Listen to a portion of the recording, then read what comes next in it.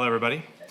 My name is Gordon Sansaver. I'm a Senior Director at Virginia Mason Institute, and today it is my pleasure to share with you a bit about Virginia Mason's story, but most importantly, to do a bit of setup for Chris here, who is from one of Virginia Mason's partner trusts, Surrey and Sussex Healthcare NHS Trust, to share a bit about their experience with continuous improvement and some of the successes and challenges they've had as part of our partnership.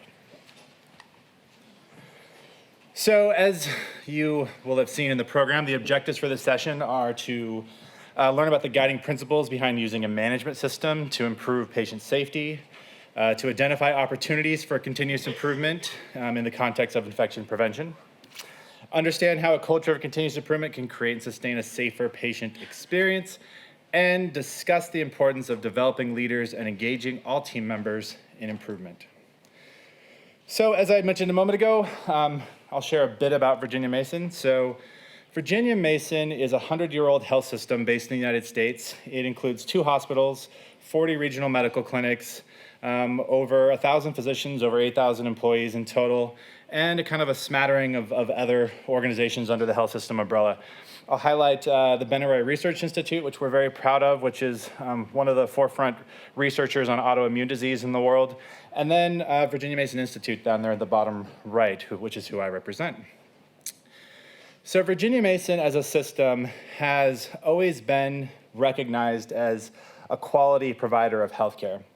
But Virginia Mason's journey to, as we like to say, create the perfect patient experience didn't really start till 20 years ago when Virginia Mason was faced with a real financial crisis for the first time in its system.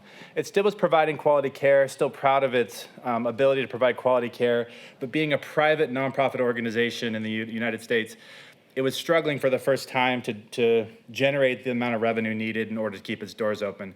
So faced with the financial challenges and faced with more of an acute awareness on the amount of harm, just in general, across the world that healthcare causes patients and avoidable patient harm, Virginia Mason set out to say, we can do better, we have to do something. So that sense of urgency led Virginia Mason to start looking outside of their walls and trying to take inspiration from elsewhere. They looked at other health systems and they said, who has figured out this problem that seems common in healthcare around improving quality and efficiency, being cost effective in delivering care at the same time.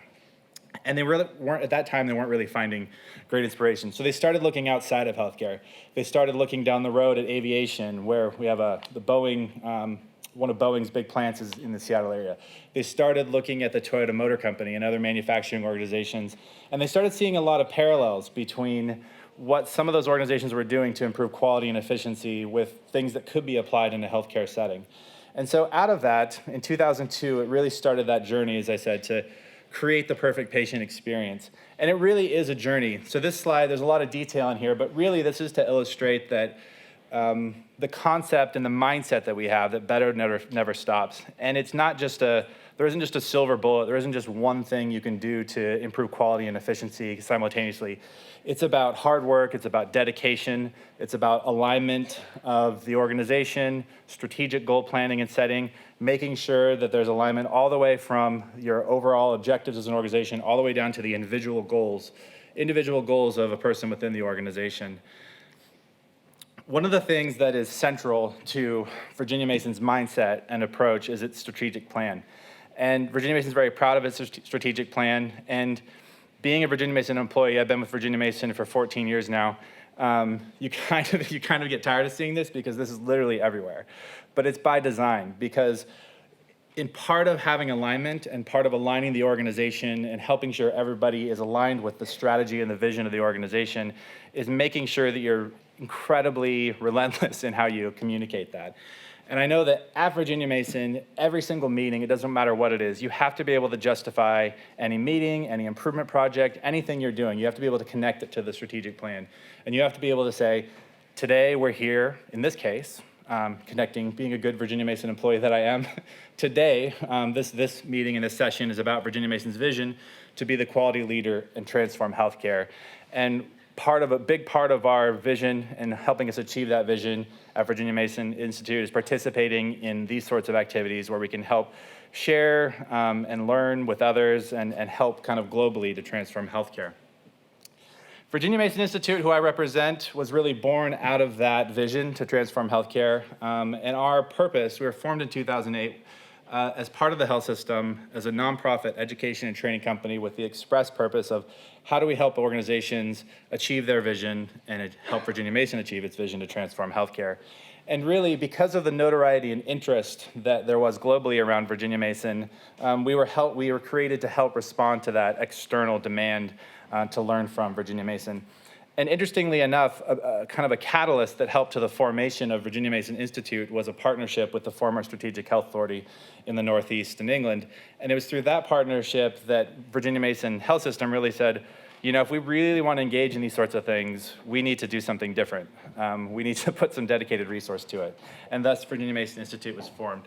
So what do? So we provide, and we always have provided, lots of introductory experiences to kind of expose people, and we do tours and visits. We have thousands of people from all over the world that come and visit Virginia Mason in Seattle every year. We do executive retreats. We do a lot of work around breakthrough innovation workshops, looking at topics like population health and new facility design, bringing key stakeholders together to create that shared vision for what they're trying to achieve, and bringing lots of different groups together to do that. But 90% of what we do in Virginia Mason Institute is all about transformation partnerships. And transformation can mean a lot of different things in a lot of different settings. But for us, it's us helping to essentially help an organization create a culture of continuous improvement. And that typically looks like a 3 to 5 year partnership. And it is very much what we've been focusing on with 5 acute care trusts in the NHS under the sponsorship of NHSI or NHSEI now, or IE, or whichever you'd like to say. And that partnership, which Surrey and Sussex Healthcare Trust, which Chris is from, is part of that partnership. Again, the focus for us is around helping to create a culture of continuous improvement. And that is about helping them create their own infrastructure, their own tools, their own methods, their own what we call management system and approach. And Chris is going to talk about SASH Plus, which is the management system that we help them create to really take a look at all the different things that are available to them. In the NHS, you have things like Model Hospital and Red to Green and Right Care and all these different things. And often what you find is that a trust or an organization will have lots of different things that they're doing, and they'll have lots of different teams working on lots of different projects, but it's not aligned to an overarching vision. It's not aligned to an overarching approach and method. So what a big part of our partnership is about is helping align that and helping the organization to figure out what do we do with all this great information and data and resources that we have available to us as a trust in the NHS. What do we do with it? How do we align it? How do we make sure it's helping us and not working in silos and working against us? A key part of what we focus on is all aligned with our requirements for transformation. So if we're helping in these transformation partnerships to create a culture of continuous improvement, these are the areas we focus on within an organization to make that happen. One, of course, is the improvement method. What approach are you taking? What tools are you using? Are you leveraging QSER or inspiration from IHI or from Virginia Mason's toolkit? But it doesn't matter what you're using, in our opinion. What matters is that you are clear within your organization what you're using and why you're using it, and that you're providing resources and skill development to people so that they can use it effectively. We also look at things like aligned expectations. So everybody may have a clear vision, which is another one, a shared vision, a clear and shared vision around where you're trying to get as an organization, but does everybody understand how you're going to get there? Does everybody understand and are they aligned on how fast that's going to take? Or are some people frustrated that you're not moving fast enough and other people are saying, hey, hold up, wait, we're going too fast. How are you focusing on aligning that so that everybody's moving in the same direction at the same pace? Another thing, that's another key component of that is visible and committed leadership. So changing the mindset of leaders from command and control to how do you engage your workforce improvement? How do you coach and teach others? How do you reframe things and help connect the dots for people in your organization so they all understand their role as it pertains to the vision and direction? And how do you focus on that strategic goal planning so that Everybody in an organization knows how their work is impacting their ward or their division, and how that work is impacting the organizational goals, and how the organizational goals are helping to achieve the overarching aims of the NHS as a whole. That alignment is key, and leadership is the key to get there. And then sense of urgency. How are you taking things that maybe aren't happening as you'd like them to, or things that are really positive? I know that Surrey and Sussex, in their last CQC rating, they got outstanding. How do you take an outstanding rating and use that to create a sense of urgency to say we can do better? There's so much more to do. We can't rest on our laurels. We got to live that mindset that better never stops. And then finally, and probably most importantly, which is why it's in the center, is change. There's a lot of methodologies out there for change management. For us, we really focus on two aspects: the technical and the human dimensions of change. In order for change to happen, in order for transformation to happen, you have to be looking at all these things, in our opinion. But particular with change, do you have the processes, the tools, the methods in place? That's the technical aspects of change. You got to have those in place. But just as importantly, there's the human dimensions of change.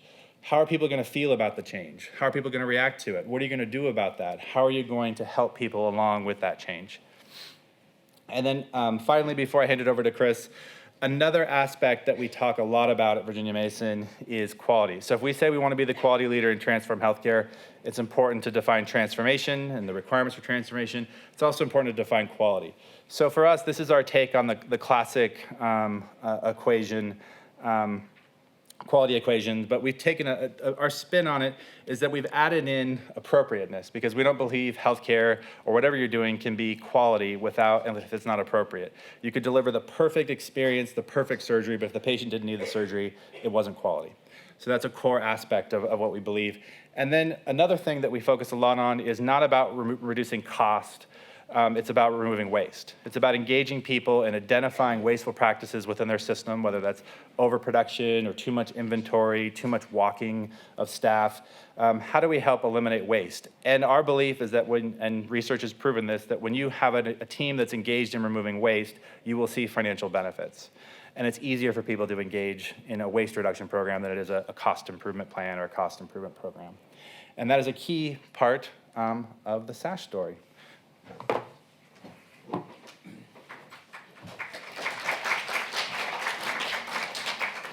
Thanks, Gordon. As you can see, I'm not Ashley Flores. Unfortunately, Ashley Flores is our nurse consultant for infection control, and it's just a little bit busy at the moment. A few things going on. I'm sure what she's worrying about. Our hospital is right next to Gatwick Airport, so you can imagine there's a little bit of extra pressure, and there's some bits of work going on there today. So unfortunately, Ashley can't be here. And I was this is not by Virginia Mason. I was in the wrong place at the wrong time yesterday when I got asked to step in. So my name's Chris O'Connor, and I'm a consultant nurse for dementia down at East Surrey Hospital, and I've been involved in the Virginia Mason and Lean for Leaders programme at the Trust. So to start with, really just a little bit about Surrey and Sussex Healthcare Trust. So we're in the Surrey Hills, down at quite near Gatwick Airport, between East Surrey and West Sussex, and we have a population of about 535,000 people. We're a growing hospital, so over the last few years we've grown to 730 beds, and as we speak there's still more building going on and bits being added on all the time. And over the last 5 years, the admission rates have increased as well, probably the same for everywhere, but the last 5 years our admission rates has gone up by about 20%. Obviously from an older person's perspective, we serve an older population for both Surrey and Sussex, older than the rest of the United Kingdom, and our admission of older people over 75 has increased by 30% in the last 5 years as well. We employ over 4,000 staff. We have one main site, which is East Surrey Hospital, and we run outpatients out in a number of other hospitals in the local area, but East Surrey is our main site. Chap in the middle there is our chief executive. I've always said to staff, if you don't know who our chief executive is, you haven't looked, because he's pretty much everywhere. He's very visible, and our executive team has been quite stable over the last few years as well, which I think probably helps with the whole transformation that East Surrey's been through in the last 5-10 years. So the triangle which Gordon had shown you earlier, we've taken that to develop our SASH, our quality improvement program, and at the top of that is the patient. So the patient always is at the top of everything we do and the heart of everything we do. And our vision is about always pursuing excellence. So we never rest on our laurels. Although we've got outstanding in our CQC, we can't just rest on that, and we are always looking to improve and always looking to achieve more. And our values, and we have 4 core values of the trust, which is about quality and safety, working as one team, dignity, respect, and most importantly, I guess, in healthcare is compassion. Now, these values have been with the trust for a number of years, about 7 years now, and these were designed by staff. So the staff came up with the key things that were important to them. So that's very much, at the heart of what we do at East Surrey Hospital. We then have our strategic objectives, and if the more astute of you will realise that they're the objectives or the areas that the CQC look for. So we're talking the same language as the CQC about being safe, effective, caring, responsive and well-led. And then our current priorities fit again with those 5 key objectives that set at a strategic level. So it's about reducing harm, improving patient flow and discharge, creating the best environments for patients, timely access to service, and improving health and well-being for our staff. So looking after our staff as well and ensuring that that staff feel supported. We have one of the best ratings for things like the Friends and Family Test and the staff engagement surveys that get carried out. So for each department in the hospital, then we add on to that. So each department's goals and strategic aims for each department will align with these. So, for example, I'll speak for my part on the dementia program or dementia strategy. We're currently updating it, and it will align with these 5 key areas as well. So how we support our staff who support carers at home, support families at home with dementia, how we support staff perhaps living with dementia as well. So what we can do to improve that, as an example of improving staff health. So that's, and the SASH Plus, as Gordon was saying, is the management team or the Kaizen office that manages all the projects. They're not working in isolation, and all the projects, all the improvement projects link under the SASH Plus office. And so all staff are expected to partake in the 12-month programme. So all staff in leadership positions take part in the Lean for Leaders programme. And it's where we learn the techniques of Lean for Leaders. Okay? Like I'm in the way. Okay. So we, for example, using some of the tools that that are taught on the programme. And so to date, 198 staff have completed the programme, and there's staff going through all the time. Having gone through the programme for myself, because I'm working quite small, the team is pretty much me and one other colleague, but actually having been part of the whole Lean for Leaders programme, you get to work with other colleagues and actually learn to use the methodology across. So we develop parts of our work, we use some of the techniques that we developed or learnt on the Lean for Leaders programme. We also offer for all staff to do an introduction to Lean for Leaders. So people are talking the same language. It's not something that's just done to people, but it's something that's as a team we work together on. So people are kind of familiar with it. It's kind of part and parcel of everything we do within the trust, which will come clear when we talk about some of the improvement projects that we've been running. The whole aim of the Kaizen work and Lean for Leaders and Virginia Mason is about these small incremental changes that actually can have a big impact on healthcare. I think what happens in healthcare often is that we've done things the same way over and over again, and things change, and we keep adding on things, and we don't always perhaps look at what we've been doing. And the idea of actually just stopping what we're doing and reviewing it and using the tools that we've learned through the Virginia Mason programme to actually improve what we're doing throughout that journey. And the overall aim is not about saving money, but it is about eliminating waste. And that's kind of the real key element. It's not about doing more for less, but actually looking at all the things that we do and how actually a big organisation is often quite wasteful. So it's about actually how we reduce that waste, because that then can feed back into a better patient experience and better patient outcomes. So the value stream that Ashley, as the lead for infection control, was going to talk about was sepsis. Now, and obviously this is really her area of expertise. And sepsis, you've had a few talks already on sepsis, and sepsis is really, really important. I think, from a personal experience, I lost a brother to sepsis a few years ago, and actually, in hindsight and looking back, if certain steps were followed earlier on, he may still be here now. So that's why I think sepsis is really important that we get it right, right across the health and social care, right across healthcare.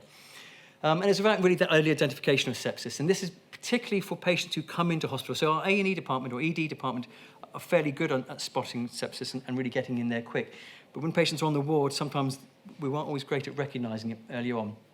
And that really important, I think you probably covered it already today, about the importance of that sepsis 6 and getting that intervention in very early on.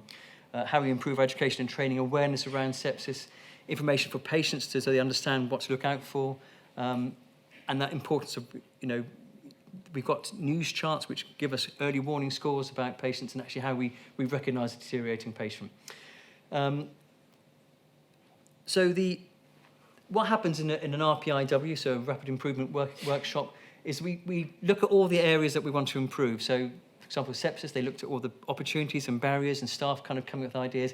And it's a whole team approach. So it's not just a couple of people in a room or a couple of senior people, but healthcare assistants, nurses, doctors, OTs, physios, everybody's involved in those discussions. So there's no bad ideas at this stage. Then there's the steps that we go through to look at some of those ideas and actually turn them into action. We take some baseline information before we start any improvement work. And again, what we found was the amount of time that the early warning score triggered, perhaps concern about sepsis, to people receiving the sepsis 6 interventions was 240 minutes. As we know, that first hour is crucial, and every second really counts in sepsis, and that's why it's really important that that number is actually quite a worrying number. Even the time it takes to prepare the antibiotics, 23 minutes. The steps that staff take to collect blood gases. We also looked at the number of patients that had early warning scores completed, and we were scoring very, very poorly. We couldn't get any worse than 100% on both those areas, and the availability of antibiotics on wards. And we, as part of one of the tools we use is timed observation and the amount of time people spent to and from different tasks, but once a medical emergency call had gone out. We also do some mapping, so we start seeing actually how much time is spent and wasted with people going back to clinical rooms to check, to go to make phone calls, checking with other wards. That whole process is mapped out, and you can see, when you start breaking it down in something as perhaps complex as sepsis, you realise actually how many steps a member of staff takes. So, for example, when I did my Lean for Leaders, I'm only me, so I was thinking, well, how can I time myself? And I realised that I'd spent a lot of time, because I travel across the whole hospital, seeing patients and families in different parts of the hospital, having things like the right assessment forms or the right information, and kind of relying for them to be on the ward. And I'd be going to the ward next door to get a particular form or to get some information.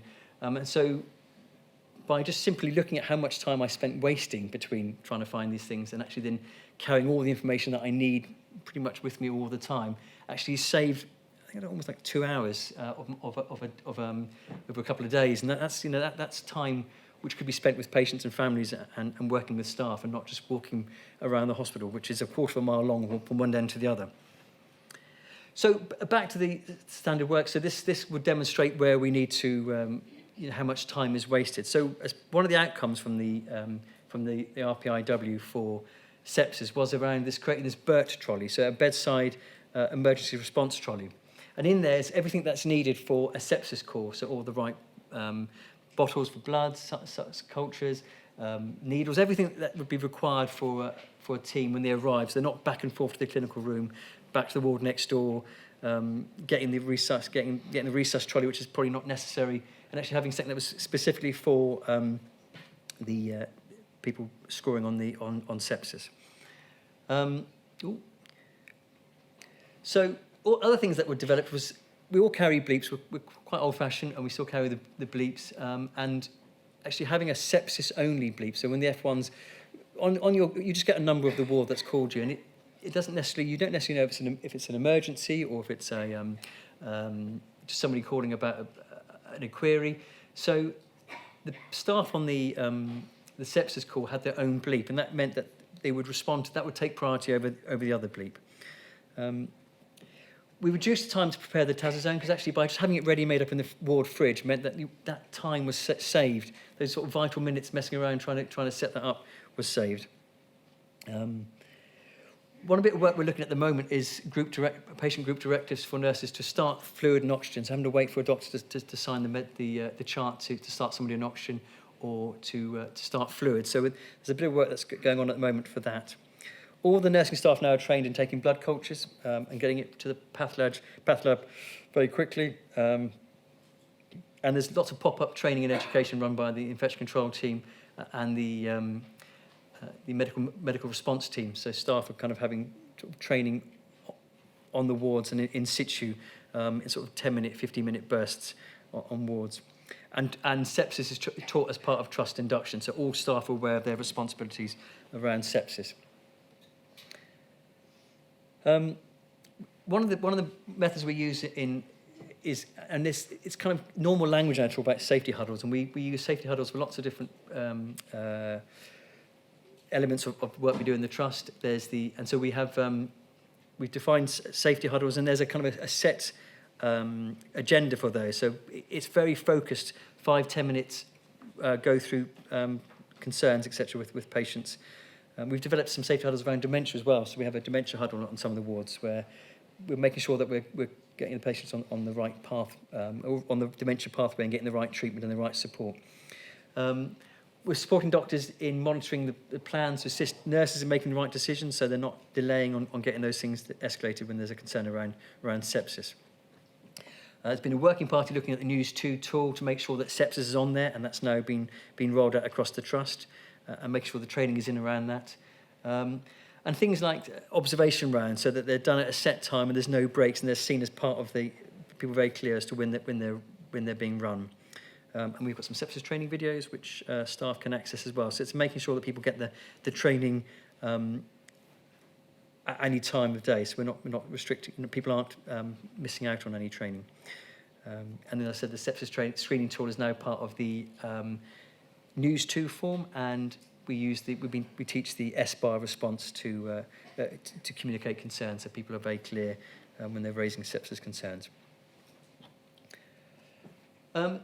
So looking at our metrics at day one and looking at where we moved to at 90 days. So after a period of time, we put the improvement work in on different projects and looking at sepsis, and what we go back in 90 days and see what the improvement is. And as you can see, the improvement is phenomenal, particularly around that first one, that lead time. So to go from 240 minutes to just under half an hour, and that first hour being absolutely crucial to get people on the right treatment early on is really, really important. So that's really showed actually how the improvement has had an impact. We cut the antibiotic preparation time by having it ready prepared on the ward, and every ward having access to it. Time to retrieve blood gas machine, again, huge amount of time saved there. And I suppose the most telling one is around the early warning scores completed properly. So having gone from sort of, we couldn't get any worse than 100% to 0, which was fantastic. And the number of patients on the sepsis pathway completed in the notes at an early stage. And no wards now have, every ward now has access to the correct antibiotics. So again, that's a huge saving, and that can have a difference between the outcomes for the patient. So just to go on to one of the other work streams, this again I think it was the original work stream. I think it was our original work stream that we worked on. So it's the one that we often talk about, and we often hear about the trust is the diarrhea value stream. And what's it's it's not great. It was really around the amount of time that was spent once the diarrhea is recognised, and the amount of time patients spent before they were in isolation and being sampled. The whole process was taking quite a long time. And we went through. We looked at we used the model. We used the whole team again with looking at what we could do to improve that. From that early, so somebody presenting with loose stools or with diarrhea, and then making sure that they got the right treatment at the right time. So putting in some standard work around what to check and what to review, and people clear about their roles and responsibilities. So some of the some of the outcomes and some of the suggestions came from very junior staff. So junior staff would sort of say, well, actually, when someone has diarrhea, I have to go to the clinic linen room to get fresh sheets. I have to go to the store to get clean pads. I have to go somewhere else to get the gloves. And actually, that time spent was a considerable amount of time. The patient's in discomfort and what they did was, a suggestion from one of the healthcare systems was actually they create packs. So there's in one area they go and there's the clean sheets, the wipes, the yellow bags, everything's in one place, the sampling kit, everything's together in one kit. And that reduced the time that patient would be in discomfort down to sort of minutes as opposed to, almost half an hour once you've walked from area to area. We used some visual controls, so we used a sticker in the notes, very clear sticker in the notes so you could find when the first was identified and time to differential diagnosis. We have a visual control within the ward area, so the sample was so when the porters came, they knew exactly where the specimen was. It wasn't in a tray behind the nurse's station or with other post-in or whatever happens on busy wards. So it was very much clear this tray is only for specimens, so nothing else should be in there. And when the porters come, they're not having to hunt for it; they know to take it straight away. And some sort of tips, and this again was from the labs, was asking about how lots of store samples were being rejected because they weren't enough in there or there's too much. So about actually some very simple guides for staff to manage store samples. And this again shows really the improvement. So we learned at the beginning, at the start, that not all patients had bowel charts on, so we did a lot of work around raising awareness around that. So now all patients now have a bowel record. And that time from first symptoms to differential diagnosis, from almost a day and a half down to 6 hours is incredible. And again, getting the right treatment to the right person at the right time, and the time to isolation, so to stop the spread of diarrhea. We weren't very good at collecting patient experience, and now we have about 2/3 of our patients have a questionnaire afterwards, so we're getting better and less defective stool samples being sent to the lab. So again, improvements all the time on that, and it's ongoing work all the time. So our next Kaizen event coming up is March, and it'll be again looking at, again, something that Ashley will be leading on, which is around patients presenting with infections due to, and looking at the number of catheters being used. It's really around, again, often think practices are done because that's kind of the way we've always done things, but actually just stopping for a moment and looking at why we're perhaps using a catheter as somebody, is it needed? Looking at kind of huddles around awareness of that, and trying to get them out earlier, because we know that again they can lead to infections, particularly patients with dementia they get an infection, they get a delirium, it increases their length of stay, and looking at our fluid balance monitoring and management of retention, etc. So we're trying to the next rapid improvement workshop will be around catheterization. So, just some final reflections. So, as an organisation, we using this model of sort of continuous improvement and using the tools of Virginia Mason and involving the whole team. So it's not just a particular group of staff or a particular area, but everybody is using the same methodology and speaking the same language from the ward to board and all of the staff in between using that. So, and staff have made suggestions on these RPIWs and they've been taken on board and have had an impact. So the diarrhea workstream is, I think on one of the videos we have online, it's one of the healthcare assistants who came up with the idea, and they looked at that, and that's so she goes away feeling valued, that her voice has been listened to. And so it's very much learning from the ground up and the floor up, and I think that's very much the Toyota model and the Kaiser model around, looking at the experts are in practice. So what we found is there's greater engagement from staff. So we know that our staff, our friends and family tests show that staff feel more valued and supported. And I think we're in the top 20% of trusts now for friends and family tests. So we're the trust that staff would recommend to come and work at, and it's a staff that we would want to be treated at ourselves. So I would want to be treated at East Surrey Hospital. A lot of our colleagues would want to be treated there as well. And it is about these small changes. So it's always looking to improve, and we're always looking at these small incremental changes that can have an impact. I think the Kaizen, the lean leaders always talk about, is it an inch deep and a mile wide? I think is that the mantra we use, isn't it? About these small changes can actually have a big impact on what we do.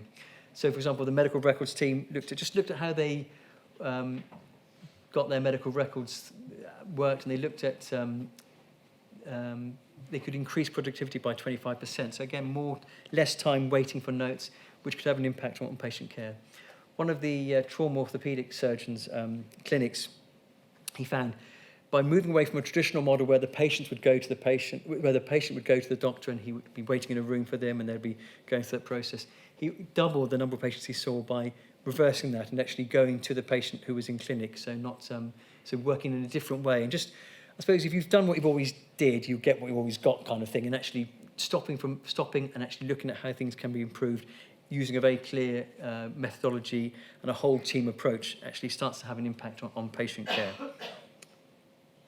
And the overarching thing about this is about quality versus cost. So obviously we want to reduce wastage, but it's about improving patient quality all the time and about improving the experience for our patients. CQC is important, so we know that we got an outstanding in our CQC rating in last year. But we don't rest on our laurels on that, and that opens other doors. So we were recognised as an outstanding hospital. Again, talking from my dementia side, we're the best dementia-friendly hospital in the country. We recently won the dementia-friendly the National Dementia Care Awards, and that all ties in with the values of the trust and wanting to improve and give the patients best experience. And it's about this ongoing work. So this work continues. Like I said, we never rest on our laurels. There's always more work to be done. So, for example, we introduced some new documentation recently, and it's never a completed article. It's not like that's it. This is what we're going to work with now, and just get on with it. But we get feedback from staff. We see what's working, what's not working. We review that, and then we make the changes to fit, so that actually it's constantly improving, so that it becomes meaningful for staff, and staff then see that their feedback is being used, and that their values, their opinions are valued. And Ashley will probably, she'll talk about the ongoing work to prevent sepsis, which again is obviously a national importance, but the using things like the catheter work that's coming up in March this year. So just to finally say, these are people that were involved in the sepsis RPIW that Ashley want to thank. So these are the people that were involved. We run open days about our SASH Plus work at the hospital. I think we do it 2 or 3 times a year. The next one is on the 22nd of April, and you can book via our KPO team. And I think they're free. Am I right? Yeah. They're free to attend, which is really good. And you hear about some of the work we've done. I think you get to visit some of the sites around the hospital, and you'll hear from people who are doing this day in, day out. So it's not just the KPO office talking about the work they do, but people who've been involved in the Lean for Leader program and share some of their stories and some of the experiences. And we do quite what's called Kaizen bursts. So one of us may talk for about 5 minutes just on a piece of work. So you just hear lots of different examples of how it's been used to improve patient care and patient experience. And that is Ashley's last slide. So.